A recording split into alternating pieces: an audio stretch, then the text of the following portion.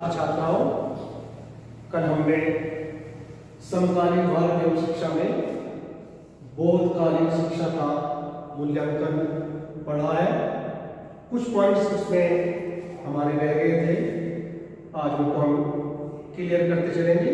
कुछ पॉइंट्स हमने क्लियर कर दिए थे, जैसे गुरु शिष्य का अनुशासित जीवन, यह आपका 6 नंबर का मूल्यांकन है।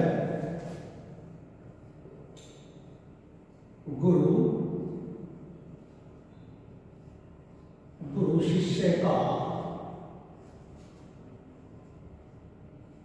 अनुशासित जीवन।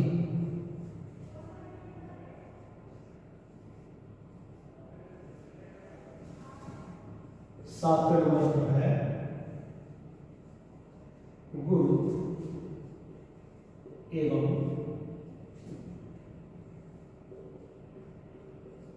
छात्रों के बीच पवित्र एवं मधुर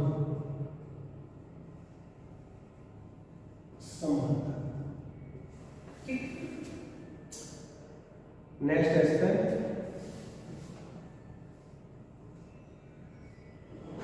सुसंगठित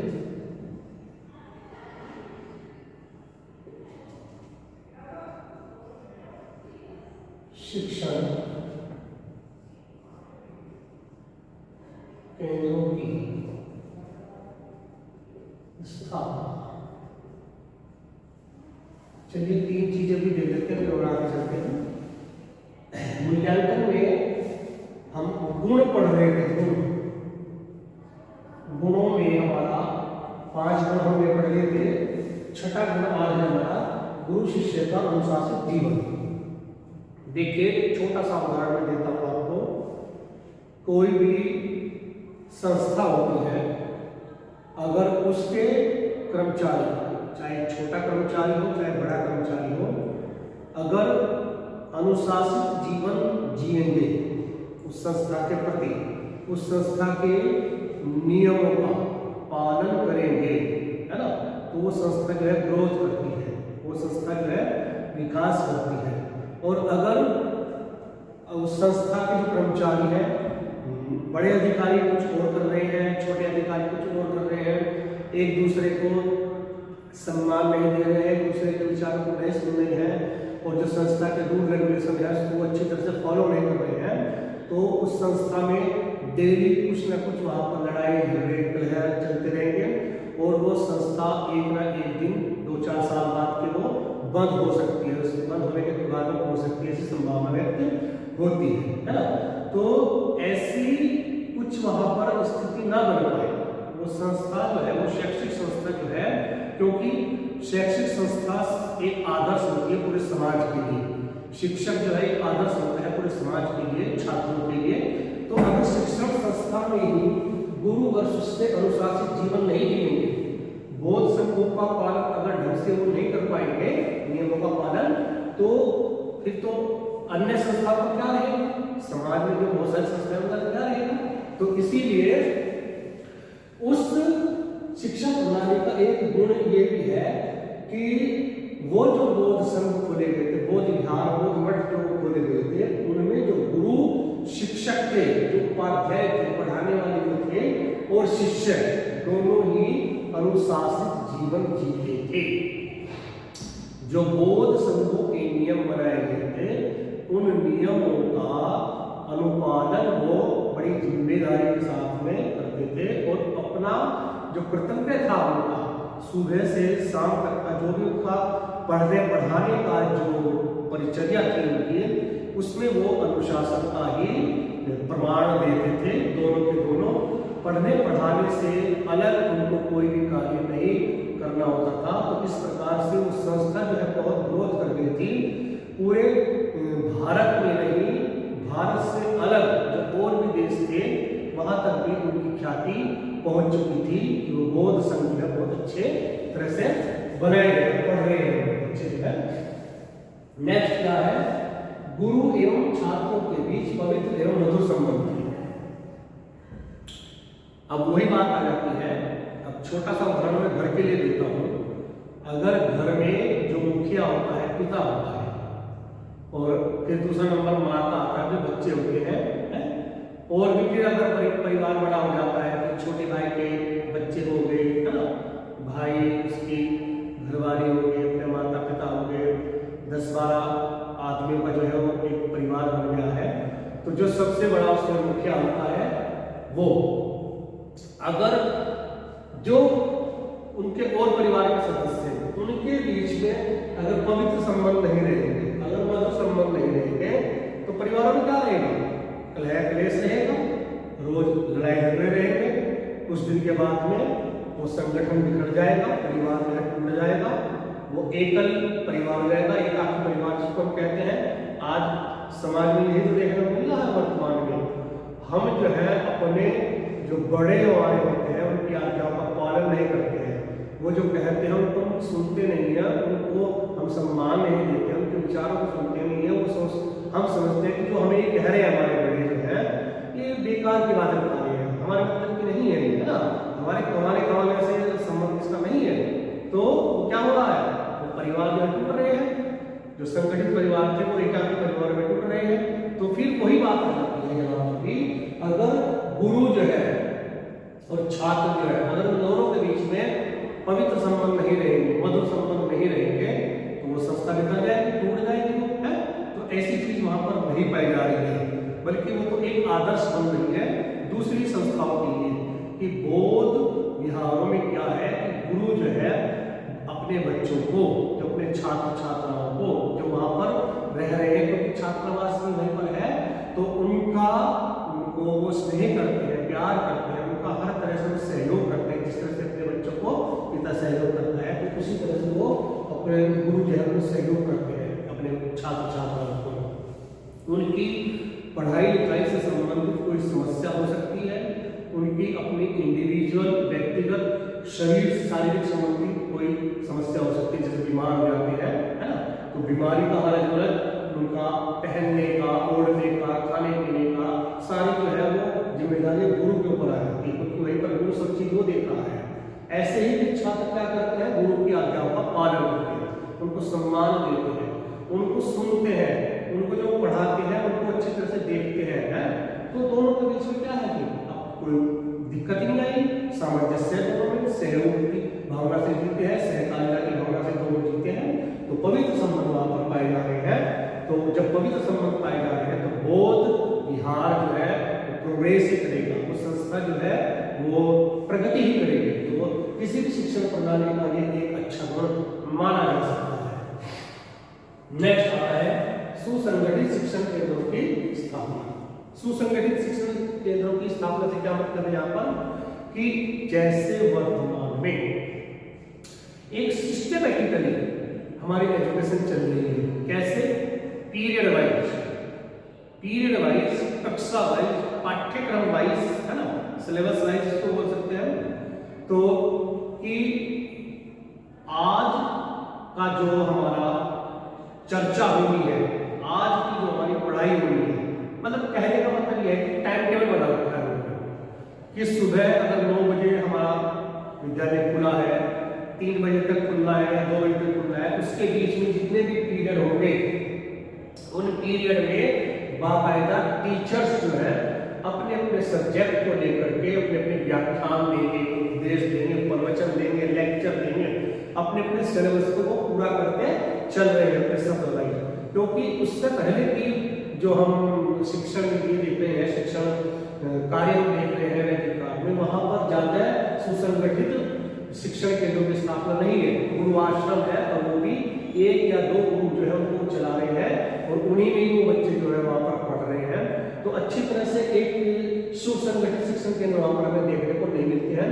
पहली बार हमें बौद्ध शिक्षा प्रणाली में सुसंगठित शिक्षण केंद्र देखने की हमें श्रेय मिल रहा है वहां पर कि बड़े बड़े क्लासरूम है, लाइब्रेरी भी है, वहां पर प्रयोगशाला भी है, खेल के मैदान भी है ना, पानी की व्यवस्था अलग है, कमरे इस तरह से बनाए गए हैं, हवादार बनाए गए हैं, रोशनीदार बनाए गए हैं, वहां पर हर मौसम में प्रयुक्त हो सकते हैं, इस तरह से वहां पर भवन जो है बनाए गए हैं। और लाइब्रेरी अगर आप देखें नालंदा विश्वविद्यालय में 9 मंजिला इमारत है जिसमें लाइब्रेरी बनाई गई है और वहां पर विद्वानों के हाथों से लिखी गई किताबें वहां पर वो जमा है।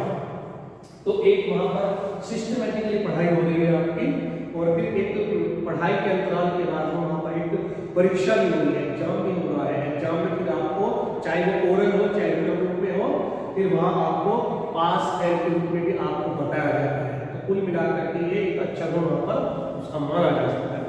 नेक्स्ट हम देखते हैं इसमें कला कौशलों में व्यवसाय शिक्षा का उत्तम प्रबंधन। कला कौशलों एवं व्यवसाय का उत्तम प्रबंधन।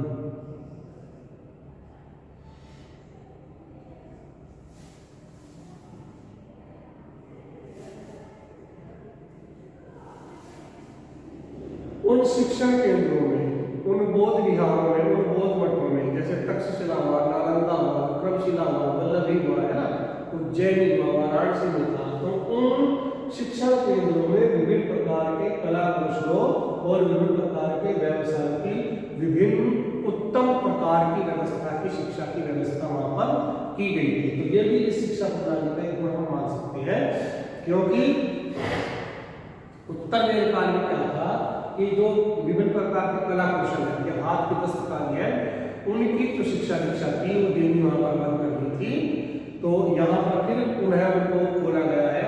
तो विभिन्न प्रकार के हस्त की जो कारीगरी है, चाहे वो लकड़ी का काम है, चाहे वो लेदर का काम है, चाहे वो कागज का काम है, चाहे वो मिट्टी का काम है, चाहे वो गत्ते का काम है, चाहे वो जरी का काम है, चाहे आभूषण बनाने का काम है, चाहे कपड़े बनाने का काम है ना, आपका सिलाई का, कढ़ाई का, बुनाई का, विभिन्न प्रकार के कला कौशल है।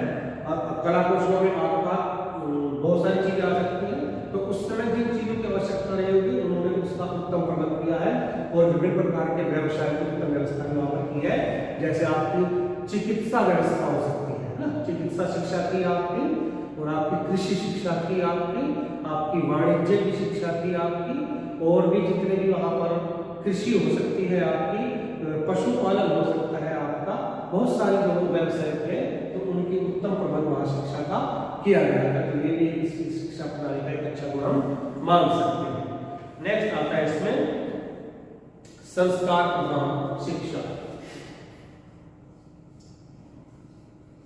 संस्कार प्रधान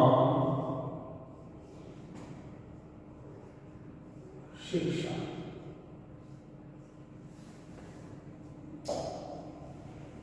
अब की जो शिक्षा है वर्तमान की, वो संस्कार प्रधान शिक्षा नहीं है। आज भी जरूरत है इन चीजों की कि बच्चों को संस्कारवान बनाया जाए, उनको अच्छा एक नैतिक व्यक्ति, एक चारित्रिक व्यक्ति उनको बनाया जाए, एक उनका अच्छा व्यक्तित्व सुगठित किया जाए। लेकिन वर्तमान में विभिन्न प्रकार के व्यवसायों की शिक्षा दी जाती रही है, उनका आर्थिक विकास की तरफ ज्यादा ध्यान दिया जा रहा है, जबकि संस्कार से वंचित है। लेकिन आपका वैदिक काल भी रहा है, आपका बौद्ध काल भी रहा है, इन दोनों कालों में संस्कार प्रधान शिक्षा दी जाती थी। बच्चों को संस्कारवान बनाया जाता था, उनको एक आदर्श नागरिक, एक आदर्श व्यक्ति बनाने की वहां पर कोशिश की जाती थी। उनको यह दिखाया जाता था, उनको यह समझाया जाता था कि जीवन में आपको किस तरह से जीना है, यानी कि जीवन जीने की कला उनको वहां पर सिखाई जाती थी। जीवन में विभिन्न प्रकार की जो मुश्किलें आएंगी, झंझावात आएंगी, कठिनाइयां आएंगी, उनसे आप इस तरह से निपट सकते हैं, क्योंकि ये तो हमारा एक अभिन्न अंग है। जीवन में परेशानियां भी आती हैं, सुख भी आते हैं, दुख भी आते हैं, तो हमें उनसे किस प्रकार से निपटना है ना। हमें बच्चों के साथ में किस तरह से व्यवहार करना है, हमें अपने बड़ों के साथ में किस तरह से व्यवहार करना है, हमारे जो पड़ोसी है, समाज के व्यक्ति हैं, उनसे हमें किस प्रकार का आचार व्यवहार उनके साथ में रखना है, है ना। तो ये सब संस्कारों की बात होती है। अगर संस्कारवान व्यक्ति होता है तो अपने बूढ़े माता पिता की वो सेवा के साथ साथ में पड़ोस के लोगों की वो सेवा करता है, उपकारी दयालु, है ना, परोपकारी उसकी भावना होती है। अगर संस्कारवान व्यक्ति नहीं होगा तो वो अपने अपने लिए ही जिएगा। तो वहां पर बोध काल में संस्कार प्रधान शिक्षा उनको देने की कोशिश की गई है, जिससे बच्चे जो है अच्छे से अच्छा अपना जीवन जी सके, है ना। नेक्स्ट हम इसमें देखते हैं ज्ञान। प्राथमिक शिक्षा निःशुल्क लेकिन प्राथमिक शिक्षा निःशुल्क लेकिन उच्च शिक्षा सशुल्क।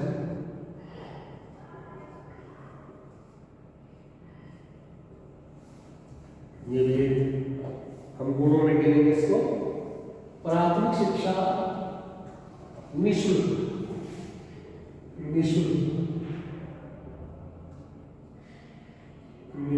लेकिन उच्च शिक्षा सशुल्क। उस काल में प्राथमिक शिक्षा जो बोध मठों में दी जाती थी वो निःशुल्क दी जाती थी। बच्चों से किसी भी प्रकार का कोई भी पैसा नहीं लिया जाता था किसी भी मद में, चाहे वो एडमिशन फीस हो, चाहे वो ट्यूशन फीस हो, चाहे वो एग्जामिनेशन फीस हो, चाहे वो डेली फीस हो, मेंटेनेंस फीस हो, किसी भी तरह की कोई भी किसी भी मद में बच्चों से फीस नहीं ली जाती थी। समाज के किसी भी धर्म जाति वंश के कोई भी व्यक्ति हो, चाहे वो लड़की हो चाहे लड़का हो, उनको फ्री एंड कंपल्सरी एजुकेशन प्राथमिक शिक्षा में वहां पर उनको दी जाती थी। लेकिन उच्च शिक्षा उसी ही को देते थे वो जो सशुल्क, जो शुल्क पे कर सकता हो, जो फीस पे कर सकता हो। उन्होंने एक बाकायदा हर बौद्ध मठ विश्वविद्यालय में, चाहे नालंदा रहा हो, चाहे तक्षशिला रहा हो, एक उच्च शिक्षा को देने के लिए फीस का क्राइटेरिया उन्होंने रखा था। उस फीस को वो चाहे सोने की मोहरे, चांदी की मोहरे उनसे दे सकते थे, है ना। अगर वो नहीं होता था उनके पास पैसा तो निर्धन व्यक्ति जो है वहां पर उस बौद्ध मठों की सेवा करके उस फीस को वो अदा कर सकता था। लेकिन फीस जरूरी थी, फीस की एवरेज लोगों की सेवा दे रहा है, बात वही हो गई है, फीस जरूरी थी। क्योंकि देखिए एक चीज मैं बताता हूं, हमें समाज को साक्षर जरूर बनाना है, और साक्षर बनाने के लिए हमें प्राथमिक शिक्षा बहुत है। अगर प्राथमिक शिक्षा 5वीं 6वीं तक हमने बच्चों को साक्षर कर दिया, इतना पढ़ा दिया कि क्या हिंदी होती है, क्या हमारा मैथ होता है, क्या हमारा सामाजिक विज्ञान होता है, क्या हमारा विज्ञान होता है, उसकी एक हमने थोड़ी सी जर्नली उसकी हमने जानकारी अगर बच्चों को दे दी तो बहुत कुछ हो जाता है इससे। लेकिन हमें भीड़ इकट्ठी नहीं करनी है आगे उच्च शिक्षा के लिए। हमें प्रतिभाशाली बालक चाहिए, हमें बोर्ड गिफ्टेड बालक चाहिए, हमें करीम चाहिए, है ना। तो उसके लिए बौद्ध विहारों में क्या था, एक तो एंट्रेंस टेस्ट होता था, प्रवेश प्रक्रिया जब होती थी वहां पर, उस प्रवेश प्रक्रिया के लिए आपको प्रवेश परीक्षा दी जानी होती थी। प्रवेश परीक्षा में जब बच्चे पास हो जाते थे उसका एक क्राइटेरिया था कि यहाँ तक के अगर नंबर आएंगे तो आपका एडमिशन हो सकता है, अदरवाइज एडमिशन आपका नहीं होगा। तो उसमें भी उनका एडमिशन जिन बच्चों का हो जाता था तो उनसे फीस ली जाती थी, क्योंकि अगर वो चीज भी, वो शिक्षा भी अगर उनको फ्री में देते तो उसकी वो कीमत नहीं समझ सकते थे। देखिए आज वर्तमान में देख लीजिए, वैसे तो कहना नहीं चाहिए, लेकिन जो ये आपकी स्कॉलरशिप आती है, स्कॉलरशिप बेस पे जो हमारी शिक्षण व्यवस्था हो रही है, तो स्कॉलरशिप वाले जो बच्चे हैं उस पाठ्यक्रम की वैल्यू नहीं समझते, क्योंकि उनकी जेब से कोई भी पैसा खर्च नहीं होता है, ना तो वो खुद देते पैसे, ना उनके माँ बाप दे सकते हैं पैसे, है ना। तो वो उस पाठ्यक्रम को बस खाना पूर्ति के साथ में ही 1 साल का 2 साल का जैसा भी है उसको पूरा करने की कोशिश करते हैं। ज्यादातर बीएड में हम लोगों ने ऐसा ही देखने को आ रहा है कि बीएड में जो है स्कॉलरशिप बेस के जो बच्चे होते हैं वो बीएड को कोई भी इंपॉर्टेंस नहीं देते हैं, पढ़ने लिखने में इतना भी थोड़ा सा वो एक किस्म से कह सकते हैं मजा नहीं ले रहे हैं, उसमें रुचि नहीं दिखा रहे हैं पढ़ाई लिखाई में।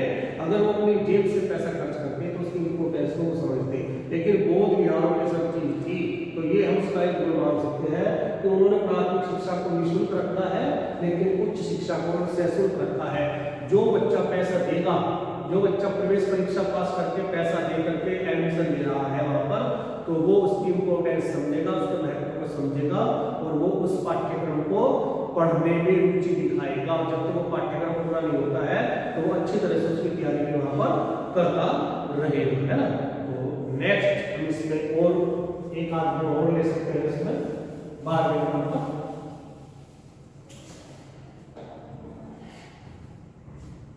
पाठ्यचर्या जो थी वो विस्तृत थी,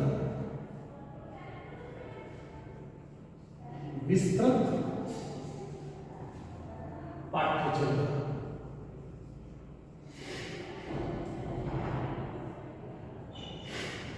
विस्तृत पाठ्यचर्या, विस्तृत पाठ्यचर्या और एक होती है संकुचित पाठ्यचर्या। संकुचित पाठ्यचर्या तो क्या है कि जैसे कहीं कॉलेज है, उस कॉलेज में 5-6 विषय हो, आर्ट ग्रुप के या साइंस ग्रुप के, है ना, कॉमर्स ना हो उसमें, तो बच्चों और विशेषकर लड़कियों की फिर मजबूरी हो जाती है माँ बाप को वहाँ पर भेजने की या ना भेजने की, कि अगर बच्चा साइंस लेना चाहता है, लड़की विशेषकर अगर साइंस लेना चाहते हैं और उसके आसपास जो है जो कॉलेज है उसमें साइंस स्ट्रीम नहीं है, उसमें कॉमर्स स्ट्रीम नहीं है ना, जिसमें वो पाठ्यक्रम लेना चाहती है, तो उसकी मजबूरी हो जाती है फिर वहाँ पर कि या तो पढ़ना है तो कला में पढ़े, आर्ट ग्रुप में पढ़े, अदरवाइज अपनी पढ़ाई रोके, क्योंकि लड़कियों को हम दूर भेजना नहीं चाहते हैं, माहौल खराब है ना। तो ये सब चीजें देखने को मिलती हैं, लेकिन बौद्ध काल में ऐसी चीज आपको वहां पर देखने को नहीं मिल पाई। जो वैदिक काल में थोड़ी बहुत अगर पाठ्यक्रम में या पाठ्यचर्या में थोड़ी अगर कमी रह गई होगी तो उन्होंने उसका भी सुधार करने की कोशिश की है। विभिन्न प्रकार के पाठ्यक्रमों को अपने यहाँ उन्होंने रखा है।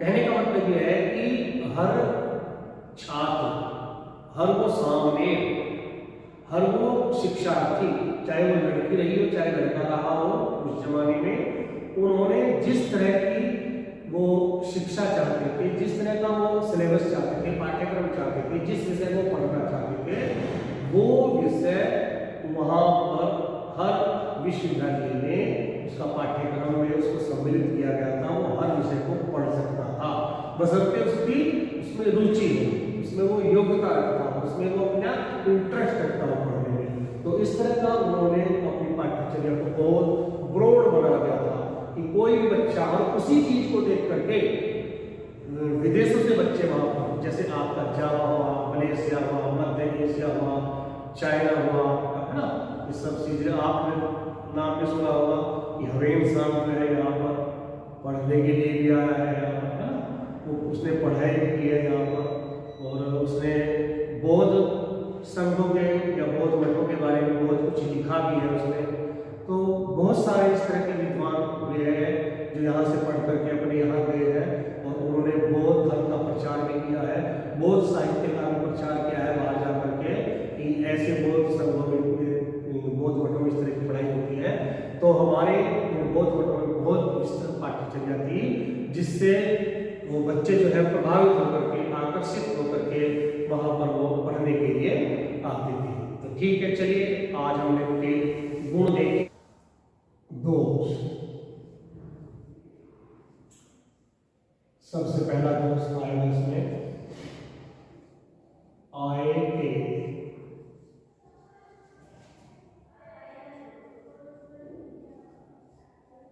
अनिश्चित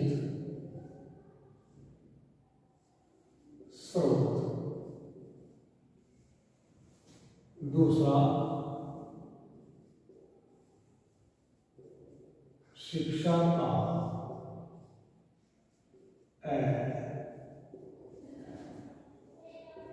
मनोवैज्ञानिक, शिक्षा की मनोवैज्ञानिक संरचना।